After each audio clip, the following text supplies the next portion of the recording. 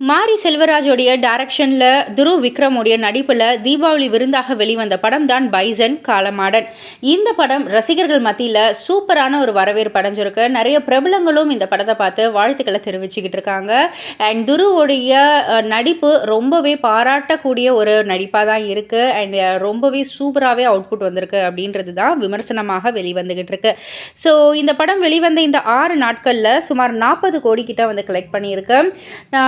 ஸ்டார்டிங்கில் வந்து அதாவது தீபாவளி விருந்தாக 3 படங்கள் வெளிவந்துச்சு இல்லையா? ஸ்டார்டிங்கில் எல்லாரும் வந்து டியூடுக்கு வந்து நிறைய ரெஸ்பான்ஸ் கொடுத்துட்டு இருந்தாங்க. அதுக்கப்புறம் பைசனுக்கு நிறைய பாசிட்டிவ் ரிவ்யூஸ் வர வர தியேட்டர்ஸ் சீட்ஸ் கவுண்ட்லாம் வந்து இன்க்ரீஸ் ஆகிட்டே இருக்குது. புக்கிங்லாம் இன்க்ரீஸ் ஆகிக்கிட்டே இருக்குது.